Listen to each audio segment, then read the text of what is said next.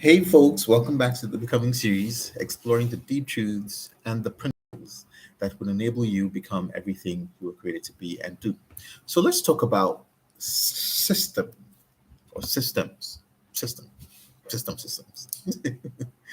So, what does this have to do with becoming? It's something I've come to realize recently that systems are a critical um, concept that we must embed in our thinking, if we're going to become.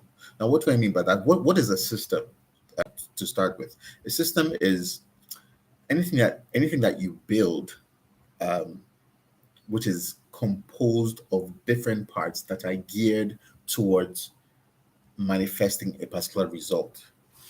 Let's take a common example. Your body is a system, right? And different parts of your body have different systems. The system of your nerves, how your nerves are interconnected, and how those things are wired to produce sensory things, like pain or pleasure and all that in your physical body. That's the nervous system.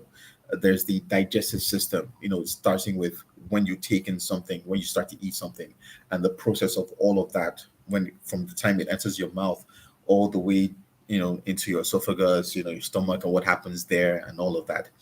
A car is a system, right? A car is designed as a mode of transportation, but it is comprised, or it comprises different parts, many different parts. The engine, the battery, the piston, the wheels, the tires, um, the spark plugs.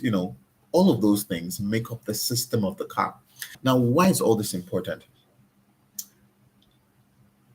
When you have an idea, right? And let's put this in the context of becoming. You can see something, right, that you want to become. Let's say, for instance, that your true self is a great entrepreneur. That is the person that you were created to be, a person that who would proffer to the world a product or service that is just going to be outstanding, that would cater to lives across the globe. Fine, beautiful, great vision. But you have the idea, as the visionary, but what do you need to do, right, from the time you have the idea? How do you map that out from the idea stage to the actualization stage? You have to build a system, right? You can't just go out there and say, "Hey guys, I just had this idea for," you can't do any of that. Nobody, very few people, if any, are going to listen to you. So it means that you must build a system. Now, how would the system work? It means that once you understand what you're supposed to do, once you understand the vision, right, and the purpose, you now have to start designing all the component parts of that would make up that vision. So, for instance, let's say that the vision was to build a product that would perhaps solve the problem of AIDS permanently, right? So you have the idea, okay, this product is going to permanently cure AIDS. So what do I need to do? First of all, I have to build that product, whatever it is that will go into that product, the raw material, and all of that. I need to have a system else together, because it's not going to be one thing. It's going to be of products, because these products are going to be shipped out to the rest of the globe. So it means you must design a system that would bring in those materials. So it could be, okay, I'm going to set up a system whereby 6 a.m. every morning, I know the place where I'm going to get those materials. So each 6 a.m. or every 6 a.m. every day, I'm going to go to that place, make sure I get those materials and bring them back to my lab, for instance. So you have set up that template that each morning, this is what you're going to do.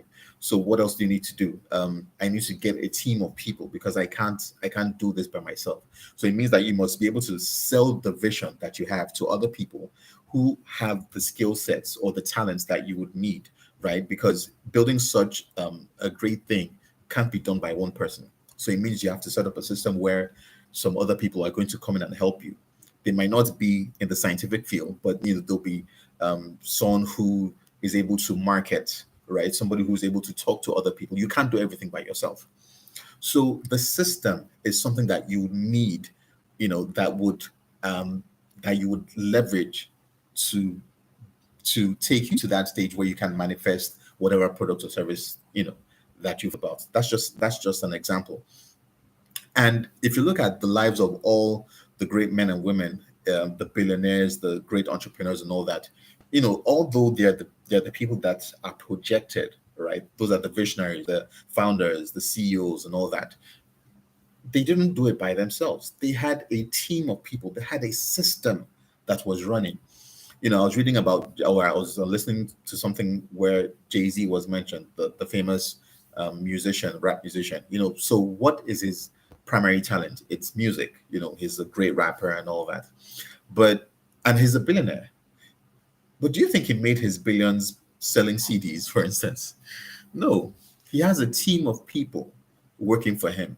He has a system, right? So whatever it is that you're going to become, there must be a system that would uphold that, a system that vision is going to ride on, that would ultimately translate to its actualization. So you have to build a system, you have to design a system, you have to get a team of people that would actualize this. And this doesn't happen in one day. But as the visionary, you must have that concept. You must have it, not necessarily maybe 100% mapped out, but you must be able to understand what it is that you want to do, what the system is going to achieve, right? So that when you speak to other people, they understand what you're trying to achieve, and they can see themselves fitting into the various components of the vision. So you must build a system that will take you from point A to point C. All right.